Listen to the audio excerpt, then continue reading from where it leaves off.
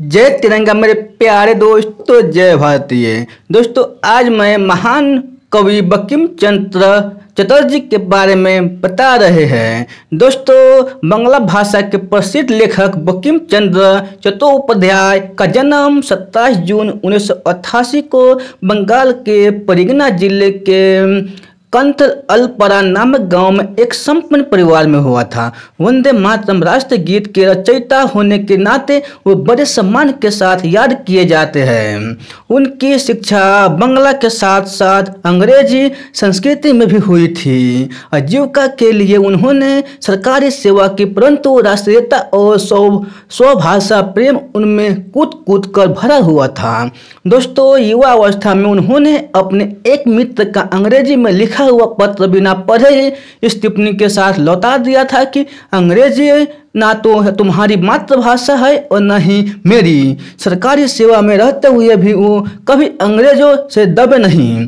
बंकिम ने साहित्य के क्षेत्र में कुछ कविताएं लिखकर प्रवेश किया। दोस्तों, उस समय बांग्ला में गद्य या उपन्यास कहानी का रचनाएं कम लिखी जाती थी। बंकिम ने इस दिशा में पथ प्रदर्शक का काम किया। 27 वर्ष की उम्र में उन्होंने दुर्गोस निंदिनी नाम का उपन्यास लिखा। दोस्तों, इस ऐतिहासिक उपन्यास से ही साहित्य में उनकी धाक जम गई। फिर उन्होंने बंग दर्शन नामक साहित्यिक पत्र का प्रकाशन आरंभ किया। दोस्तों, रविंद्रनाथ ठाकुर बंग दर्शन में लिखकर ही साहित्य के क्षेत्र में आए। वो बंकिम को अपना गुरु मानते थे। उनका कहना था कि बंकिम बांग्ला लेखक के गुरु और बांग्ला पाठकों के मित्र है। दोस्तों, बंकिम के दूसरे उपन्यास कपाल कुंडली, मृणालिनी, वृक्ष वृक्ष, कृष्णाकांत का वसीन, अंतामा, रजनी, चंद्रशेखर आदि प्रकाशित हुए। राष्ट्रीय दृष्टि से आनंद मठ उनका सबसे प्रसिद्ध उपन्यास है। इसी में सर्वप्रथम वंदे मातरम गीत प्रकाशित हुआ था।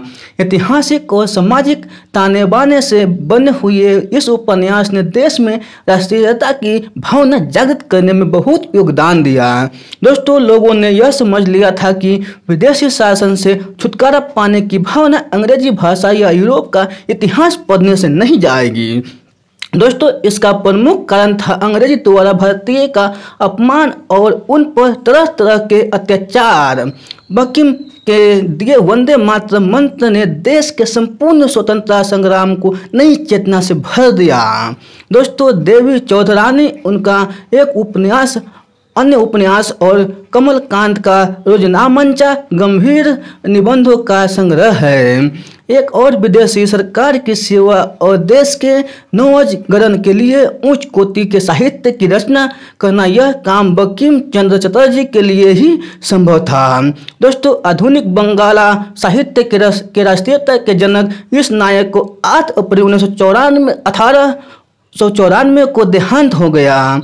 दोस्तों, ये बायोग्राफी आपको अच्छी लगी हो तो अपने दोस्तों के साथ जरूर शेयर कीजिएगा। तो फिर मिलते हैं ऐसे ही बायोग्राफी में। तो तब तक आप खुश रहिए, सुरक्षित रहिए और अपने सेहत को अच्छी तरह से ध्यान रखिए। धन्यवाद।